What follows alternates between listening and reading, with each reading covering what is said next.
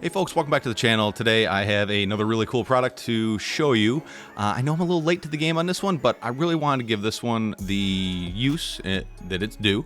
We're talking about the RadioMaster Zorro today. I have been flying this radio exclusively for about the last month, just like I did with the t-rpo. And I'm going to give you my thoughts about this radio in a vacuum. I'm not going to compare it to other radios. Well, maybe I will at the end a little bit, but I'm going to try to keep this basically focused on just this radio here and what it is and what it brings to the game. So, like I said, this is RadioMaster Zorro. I really like this radio. It's not perfect. There are things about it that I don't like, and there's a lot of things I do like about it. You've been following along for a while, you'll know that I am a gamepad radio type enthusiast. I really enjoy smaller radios like the T-Lite, the t-rpo kind of sorta. I like that form factor, the Tango 2, but I've also been kind of dabbling in larger radios again, like the TBS Mambo, which I gotta say is still probably my favorite radio to fly. We'll put it that way. There's a lot of other things about the Mambo I don't like, where this one kind of fills those voids. So anyways, let's get into it. Again, RadioMaster Zorro. This one is the ExpressLRS version because all of the protocols are inferior in my opinion. I don't really care what you think. That's just the way I am. ExpressLRS on all the things. One protocol to control them all. Anything from your whoop to your, your X class if you happen to have that, or even your wings now, because now there's plenty of PWM output receivers that you can fly. Anyways, this isn't a plug for ExpressLRS, but it is a big feature of this radio is the fact that it does have ExpressLRS built into it. Some of the other things about the ExpressLRS implementation on this radio is they actually worked with the developers. This radio has a 250 milliwatt transmitter in it. I know that seems like not a lot compared to something like the other radios that have like a 1 watt transmitter in it, but to be honest with you guys, 250 milliwatts is more than enough in most cases. And if you know you need more than that, you're probably not watching this video and you really don't care. You're gonna stick an external module on this and put whatever module you want on there, which by the way, this does have a standard module bay. It's not like the ones on some of the newer FrSky radios. They're sunken and inset where you have to have very specific dimension modules. This one will basically house any of the light style modules, and then there's also adapters to use the bigger modules if that's what you want to do. But like I said, 250 milliwatts, plenty of power. Trust me, guys, plenty of power on ExpressLRS. This also has the VTX backpack function built into the board. VTX backpack function is a very cool feature. It's kind of like what TBS and Immersion RC are doing with their receiver VTX transmitter control, where they can pair your set VTX channel and automatically change your goggles at the same time, except for ExpressLRS's implementation is completely agnostic of the type of VTX you have. TBS, you got to use TBS VTXs. Ghost, you got to use the Tramps. This, they don't care. As long as it can be controlled through the Betaflight OSD, this will work. And with those other manufacturers, you lose your Betaflight OSD for your VTX control. This, you keep all that stuff. So pretty cool feature. If you guys want to know more about that, let me know. Put in the video comments down below, and maybe I'll make a video on the whole VTX backpack function. Pretty cool stuff. It's kind of a luxury item. You don't need it, but it's kind of nice to have. We start talking about the form factor of this radio. It is kind of a gamepad style radio. It is a bit on the big side. They're definitely reusing the mold from the RadioMaster T8 Pro. A lot of these manufacturers buy molds and reuse them, repurpose them, because it's a cost-cutting measure, and it makes total sense. This feels exactly like the T8 Pro or the T8, depending on whichever one you got there. The gimbals feel okay. This is probably one of the things I like the least about this radio is the feel of the gimbals. We'll take a look on the inside when we get there. And the other thing, I don't like too many dang buttons. We don't need 300 buttons. We need 3 and a scroll wheel with a click. We don't need 1, 2, 3, 4, 5, 6, 7 buttons. Like, this is completely unnecessary, and it does make navigating the radio a bit cumbersome. I would have appreciated just seeing a system, a page, and an enter, and a wheel with a click. And obviously the trim switches are one of the things I really look for in a radio. This layout here is way too busy. The scroll wheel is very good, very precise. It's metal which is kind of nice. A lot of other scroll wheels, you know, as you roll them, it'll make like 2, 3 clicks on the encoder, and then you got to go back a few, and then like you got to kind of like find that happy medium. This seems to work really, really well. The speaker on this radio kind of sucks. It's really rattly and scratchy, but it's a radio speaker. Who really cares? Obviously, I have my Tweet FB branded radio grips on there. Really nice. This does have a pretty nice soft touch feel to the material in the back. It's nice. I like it, but the added grip on there is it's something I look for in, well, I mean, all the radios I have. We do have two position switches on the back, 2 momentary buttons on the back, and 2 3-position switches, and we have some potentiometers. These potentiometers kind of suck. They are pretty devoid of resistance. There is no centering notch. I don't really use them for anything other than volume control, and on my race models, I do use it for a motor limit or throttle limit.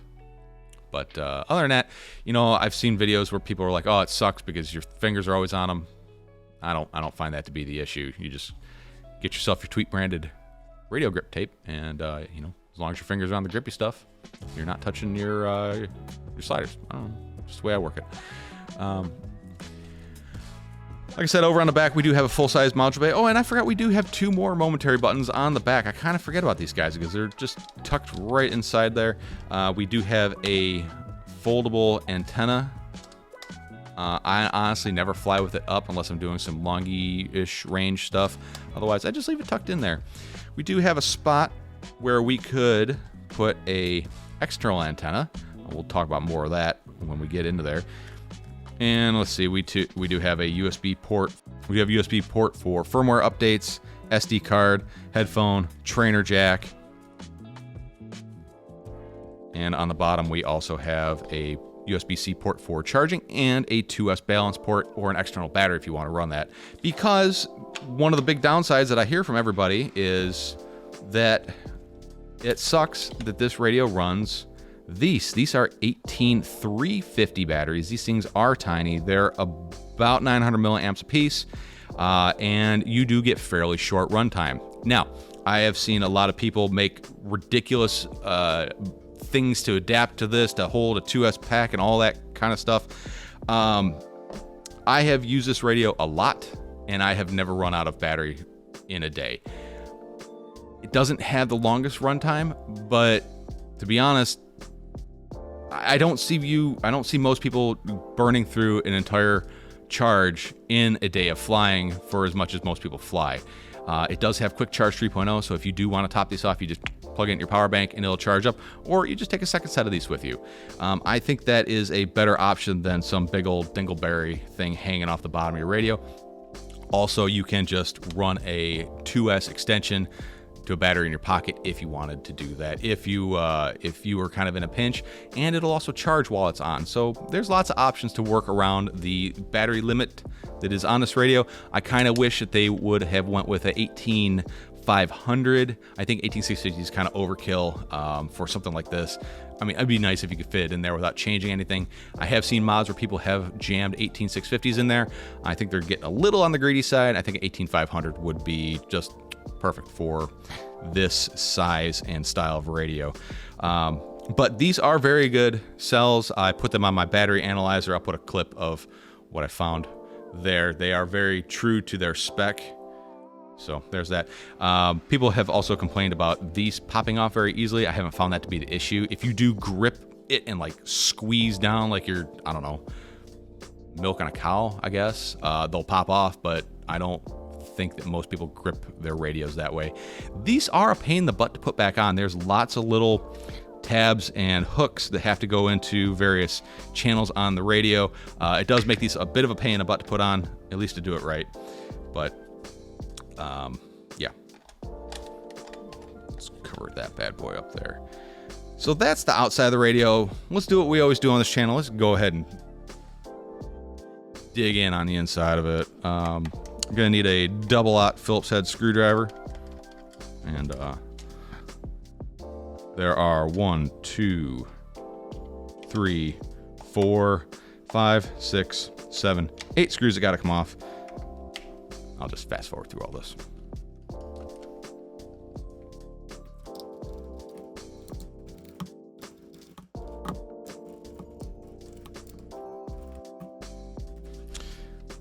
just like that. Back comes off, and we have 2 cables here attaching the battery leads here. We'll go ahead and just carefully remove those, and we'll just take the back. We'll set that aside. And once you're inside the radio, we have our real-time clock battery, which had this wire smushed into it. That's awesome. We got a real-time clock battery. We have our 2 momentary buttons for the buttons on the back of the radio, these guys here. We got a ribbon cable. Let's go ahead and lift this guy up and remove the ribbon cable here. Let's get that out of the way. And let's go ahead and disconnect some of this stuff.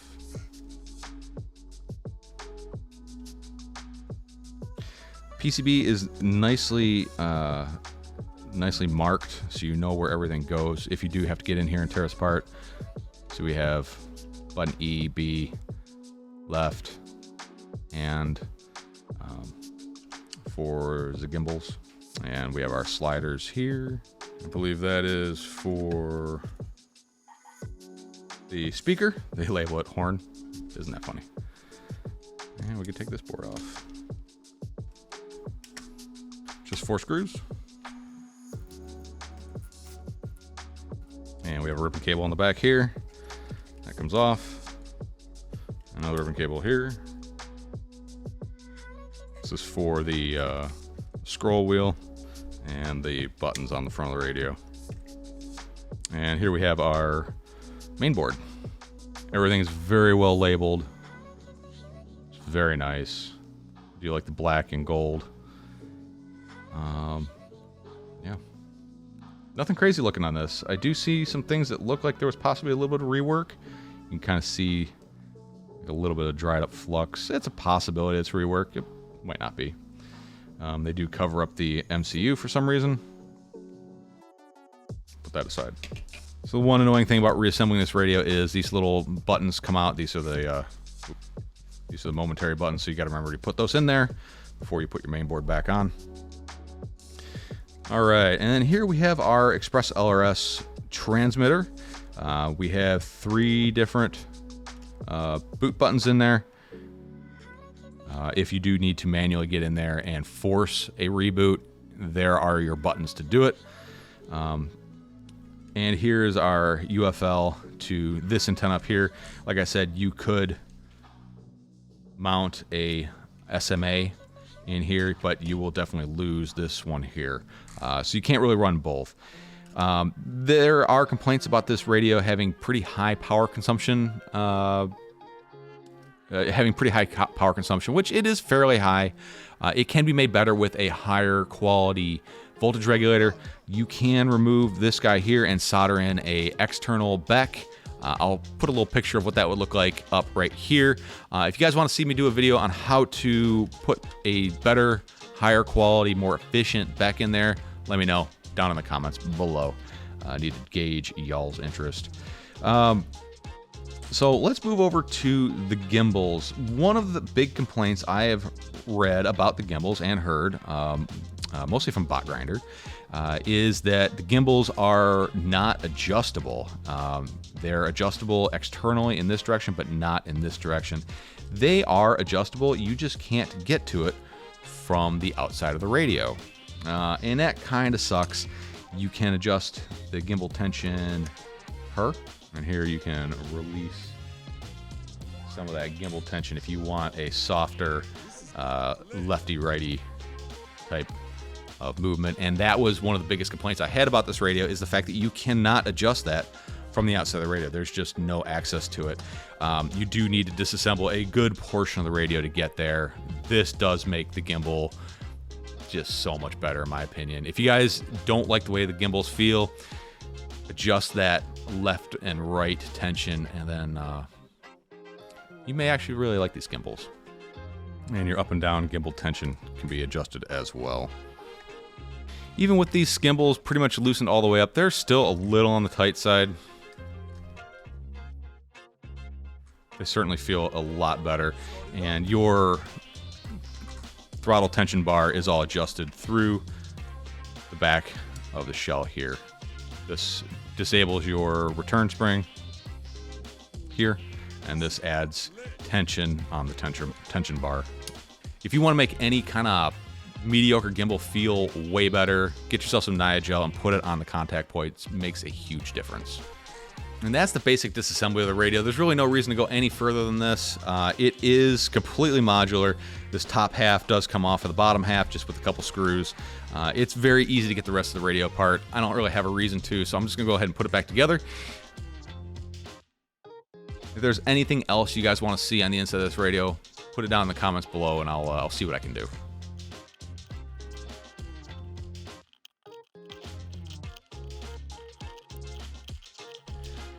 All right, now we got back together. Just power it on. This does come with EdgeTX. EdgeTX is kind of necessary to have that internal built-in ExpressLRS goodness. One thing I do recommend that you do with this radio as soon as you get it is hook it up to the ExpressLRS configurator and set up all your pertinent information like your binding phrase and your home Wi-Fi and SSD information. And it just makes the configuration a lot easier when you have to update the firmware on it. I have already went ahead and updated the firmware on this radio just so I could run through the testing. Very good radio. Here we do have the Wi-Fi connectivity menu. This is where you can enable the Wi-Fi on the internal ExpressLRS module, or you can enable the Wi-Fi on the backpack. You can also enable the Wi-Fi on the receiver if for some reason you want to do it that way rather than just letting it time out without the radio on. And you can also do that for the video receiver as well. The VTX backpack function that's attached to your RX 5808 based receiver module, be it a rapid fire or fusion or just a standard 5808 type deal. They're all based off of 5808. But anyways, you can do that all through here. Here we have our backpack menu. Here we can select some functionality for the SharkBite system for DVR power on and off. And then we also have our VTX administrator. This is where we can pop your radio, set your band channel and power level, hit send VTX, and what this will do is when you plug in your quad, it will switch the channel on your quad. It also switch the channel on your goggles at the same time. Super cool function. Like I said, if you want to know more about that, put in the video comments. I'll see if I can make a quick and dirty video on it. And currently at the time of recording, I've got version 2.3.0 on this. It does come with version 2 of the ExpressLRS firmware. And also, at the time of recording, the firmware version is 2.6.0. Along with picking up the RadioMaster Zorro, I also picked up the RadioMaster branded 18350 lithium ion batteries, and I picked up the hard case for the radio. Very nice case. Radio fits in very tight. As you can see, it's in there pretty well, and there's space for extra batteries if you need it. The case, I think, was another $20. Don't quote me on that. It's kind of a harder shell. If you're a case type of person, I'd pick it up. Otherwise, like literally, I raw dog this thing. I just chuck it in my bag as is. I don't do gimbal protectors. I don't do any of that crap because if it can't survive being in my bag, it doesn't belong in there. And that's how I have been rolling this thing for the last month and a half, is with no protection on it whatsoever. Haven't broken any switches. Gimbals feel just fine. They actually feel a lot better now that I've loosened up the axes. But if the radio can't handle being in my bag, it's got to go.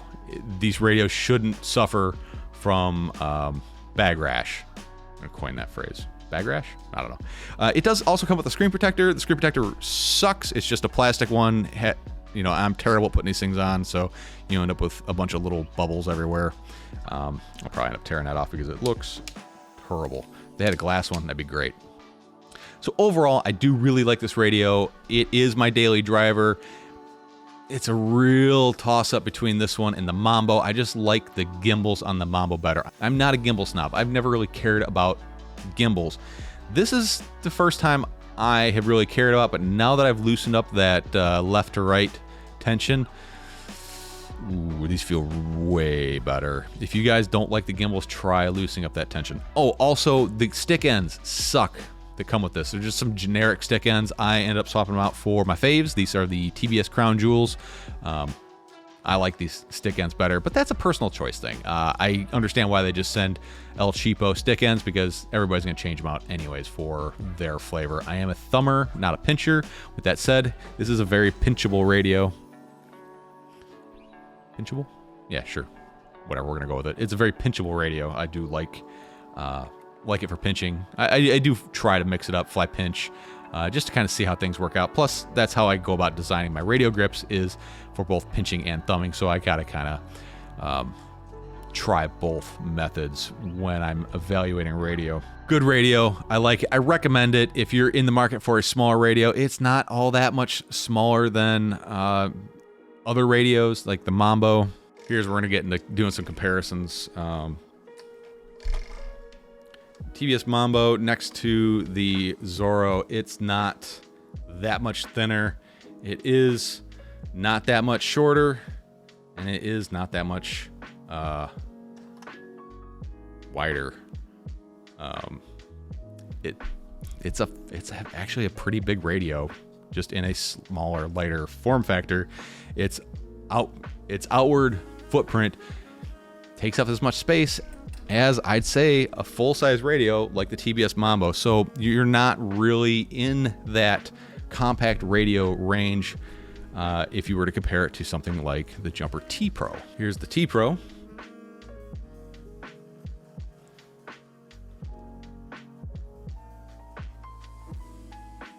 T-Pro is a much smaller radio, not much lighter, but it is a much smaller radio. If going for ultimate compactness is your thing, probably the T-Pro or the Tango 2 are probably going to be your options. Things I'd like to see better about this radio. I would like to see another tier of this radio. Let's call it the RadioMaster Zorro Pro. AGO style gimbals, like kind of what they have for the TX16S. That would be fantastic. A glass screen protector, 18500 batteries, and a 1 watt ExpressLRS transmitter. I would also like to see the screen be a OLED screen. It seems a little ridiculous, but it would be quite an improvement over the LCD screen. I think would make this thing a killer radio. For the price, you're getting a ton for what this radio costs. It doesn't come with a case. It's got a lower output transmitter, which really, I'll be honest, doesn't matter all that much. It does have the small batteries, but there are other options around the fact that it does have a lower capacity set of batteries in it. That said, this is my daily driver now. I like this radio an awful lot, and I think you'll like it too if you're looking for a more ergonomic radio where you're not basically holding onto a pizza box. This might be the radio for you. I know the pre-order everywhere. Go ahead, get yourself in the list for one. You'll be happy with it. I know I am, and this radio can only get better. I really hope that there's a second version coming out, like a Pro with the better gimbals, or at least just better gimbals for it. I think these gimbals are fine for the average person, but hey, I'd like to try whatever is out there as far as... These gimbals are good for probably 99% of the people out there, as long as you can stomach getting into the radio, tearing out that main board, to adjust the lateral tension. I find that to be a big oversight for them to not give you the option to adjust that some other way easier. But hey, you know, it is what it is. They're working within a very small space. If you want to get yourself some radio grips, go to tweetfpv.com or Race Day Quads. They're one of my retailers for the TweetFPV radio grips. These make a huge difference. The glitter, you get glurpies for, I don't know, a couple days, and then it kind of goes away, obviously depending on how much you use it, but they're not all glitter. So pick yourself a set of grips. Makes this radio feel a whole hell of a lot better. All right, folks, thanks for stopping by and checking us out. If you have any questions or comments, put them in the video comments down below. I'll try to answer whatever questions that you have. And as always, folks, stay positive, and go ahead and pre-order yourself a Zorro.